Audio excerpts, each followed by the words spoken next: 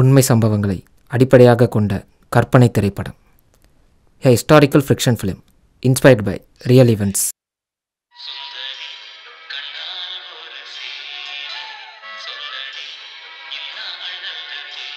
Hello டேய், இது 4th அட்டெம்ப்ட்ரா. இப்பயாவது கரெக்டாக சொல்லிடுறா.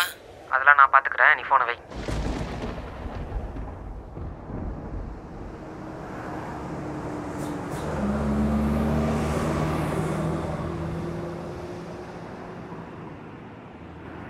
ஹலோ கீர்த்தி, உன் ஹாஸ்டல் வெளியே தான் இருக்கேன்.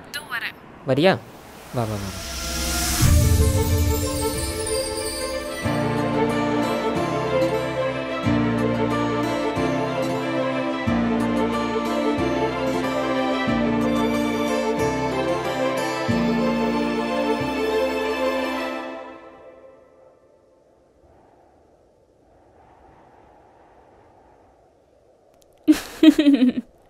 தம்பி, இங்கே வாப்பா.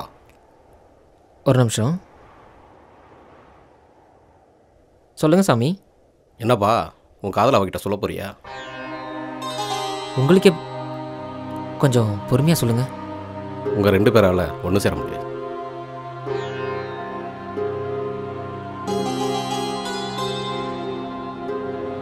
ஏன் சாமி? இன்னும் 5 நிமிஷத்தில் வா, அப்போ சொல்கிறேன்.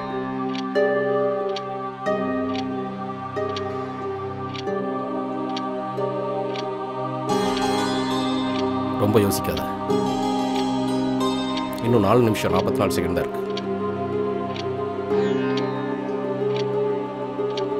சீக்கிரம் போயிட்டு வா.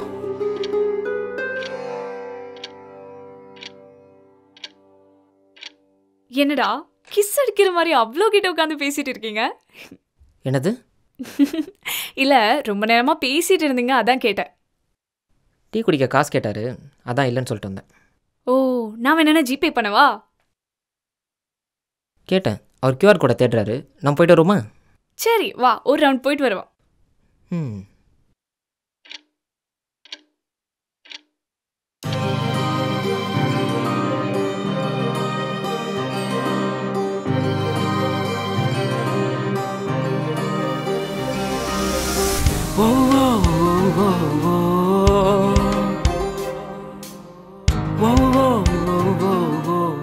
Wow, beautiful place.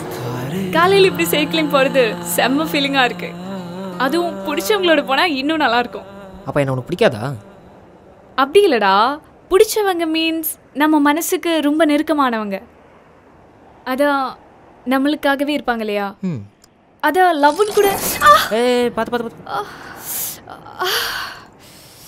என்னாச்சு? உனக்கு ஒன்றும் இல்லைல்ல? ஒன்றும் ஆகலை. என் ஃப்ரெண்ட் அப்போவே சொன்னேன் இந்த டப்பா சைக்கிளை எடுத்துகிட்டு போகாதுன்னு. சரி விடு. இப்போ என்ன பண்ணுறது? என்ன பண்ணுறது, அப்படியே பேசிக்கிட்டே போக வேண்டியதுதான். என்னதை பேசுறது? லவ்னு சொன்னதுக்கே இந்த டப்பா சைக்கிளோட செயினை அறுந்து போச்சு. இதுதான் நல்ல சான்ஸ். லவ்வை பற்றி பேசலாமே. சரி பேசலாமே.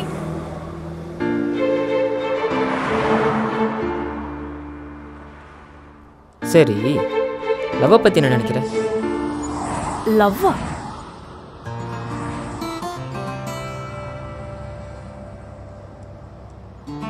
இது வேலைக்காகாது. சரி, ஒரு பையன்கிட்ட நீ எப்படி ப்ரப்போஸ் பண்ணுவ? ஓ அதுவா? சரி நீங்க வா. ஓகே, என் கண்ணை பாரு.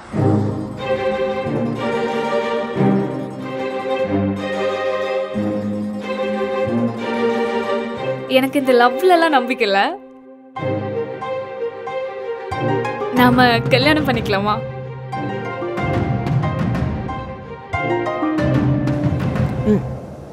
என்னாச்சு? ஒன்றும் இல்லை, கல்யாணம் பண்ணிக்கலாம்.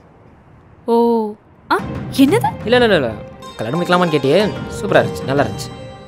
ஓகே.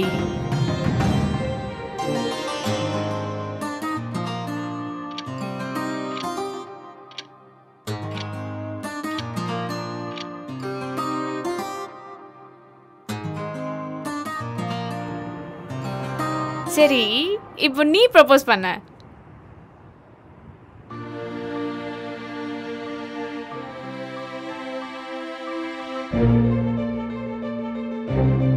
ஐ லவ் யூ அப்படின்னு சொல்லிடுவேன். ஆனால் உனக்கு தான் லவ்வில் நம்பிக்கை இல்லையே. கல்யாணம் பண்ணிக்கலாமா?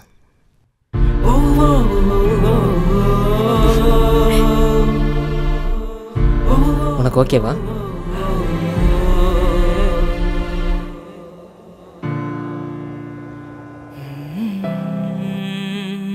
ஆக்சுவலி நானே உங்ககிட்ட இது சொல்லணும்னு நினைச்சேன்.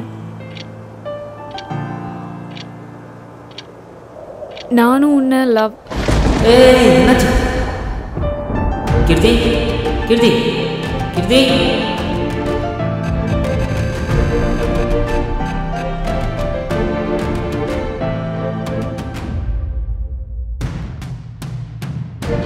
ரெண்டு பேரும்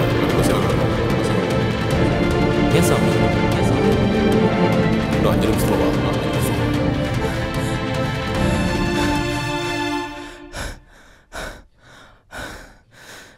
தெரிஞ்சுக்க வந்திருக்கியா? 444 வருடங்களுக்கு முன்னாடி மைசூரில் யாத்ரா உடையார் அரசு முடியும் தருவாயில் இருந்தது. அப்போ அந்த அரசு மேலே 2 அரசர்கள் பார்வைப்பட்டது. ஒருவர் திருமலை ராஜா, இன்னொருவர் ராஜா உடையார். திருமலை ராஜா ஒரு திட்டம் உருவாக்கினார். போர் செஞ்சு ராஜா உடையார் அழிக்கிறதுக்கு பதிலாக உறவு கொண்டாடி அவர் அழிக்க திட்டம் போட்டார். ஆனால் அந்த விஷயம் எப்படியோ ராஜாவோட விசுவாசிகளால் உடையாருக்கு தெரிய வருது. ரொம்ப சாமர்த்தியமாக ராஜா உடையார் தந்திரம் ஒன்று பண்ணி திருமலை ராஜா உயிரை எடுத்துட்டார். அதுக்கப்புறம் மைசூரோட அரசரானார் ராஜா உடையார். என்னதான் மைசூருக்கு ராஜா ஆன பிறகும் திருமலை ராஜாவோட 2 மனைவிகளும் அரசரை சரியாக மதிக்காமலேயே இருந்தாங்க. முதல் மனைவி ஊரை விட்டு ஓடி போக, 2வது மனைவி மட்டும் அந்த ஊரில் இருக்கிற ரங்கநாயகி அம்மன் கோயிலில் அவளோட நகைகளை பத்திரமா வச்சுட்டு இருந்தா. இந்த விஷயத்தை தெரிஞ்சுக்கிட்ட ராஜா உடையார் அவளை என் முன் இழுத்து வாருங்கள் என்றார். இதை தெரிஞ்சுக்கிட்ட அலமேலு அம்மாள் உடனே அவன் நகை எல்லாத்தையும் அந்த கோயிலில் இருந்த சாமியார்கிட்ட கொடுத்துட்டு அங்கே பக்கத்தில் இருந்த காவேரி ஆற்றுல குதிச்சிட்டான். ஆனால் அவள் அந்த ஆற்றுல குதிக்கிறதுக்கு முன்னாடி 3 சாபத்தை சொல்லிட்டு குதிச்சான். இந்த தலைக்காட்டி நகரம் மண்ணோட அழிந்து போகும். மாலங்கி கிராமம் நீரில் மூழ்கி போகும். மைசூரை ஆளும் எந்த ராஜாவுக்கும் இனி ஆண் வாரிசே பிறக்காது. இதுக்கும் எனக்கும் என்ன சம்பந்தம்? நல்ல கேள்வி. இந்த சாபம் உண்மையாக நடந்துவிடுமோ என்ற பயத்தில் ராஜா உடையார் பல சாமியார்களிடம் குறிக்கேட்டார். அவர்கள் அனைவரும் கூறியது ஒன்றுதான். 444 வருடங்களுக்கு பிறகு திருமலை ராஜாவின் முதல் மனைவி வரிசையில் பிறந்திருக்கும் ஆண் மகனுக்கும் ராஜா உடையாரின் வரிசையில் வரும் பெண் வாரிசுக்கும் திருமணமானால் மட்டுமே ஆண் வாரிசு பிறக்கும் என்று கூறினார்கள். அப்பன்னா ஆமாம், உன்னால் மட்டும்தான் அவங்களுக்கு ஆண் வாரிசு கொடுக்க முடியும். அப்போ கீர்த்தி ராஜா உடையாரின் வம்சத்தை சேர்ந்தவள். உன்னை அடைவதற்காகவே கர்நாடகாவில் இருந்து வந்தவள்.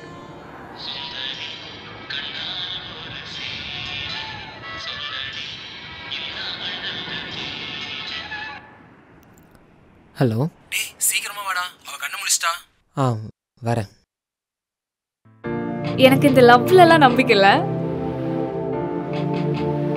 நாம கல்யாணம் பண்ணிக்கலாமா?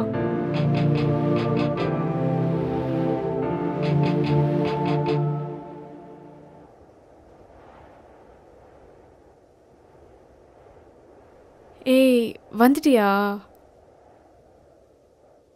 இதெல்லாம் ஒன்றும் இல்லை, ட்ரிப்ஸ் போட்டால் சரியாயிடும்னு சொன்னாங்க. எங்கே போன?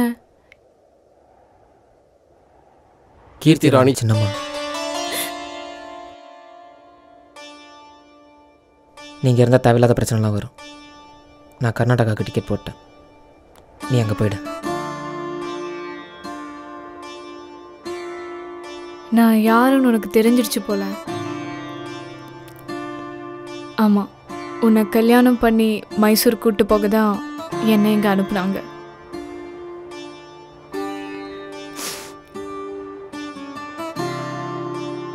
நானூற்றி 44 வருஷங்களுக்கு முன்னாடி பண்ண தப்ப சரி பண்ண ஒரே வழி நாம 2 பேருமே ஒன்று சேர்றது தான். நந்தா, நீ கொஞ்சம் யோசிச்சு பாரு. நான் உன்னை ஃபேக்காக லவ் பண்ணி கூட்டு போக தான் இங்கே வந்தேன். ஆனால் உன்னை ஃபாலோ பண்ணி அதுக்கப்புறம் எனக்கு தெரியாமல் உன்னை லவ்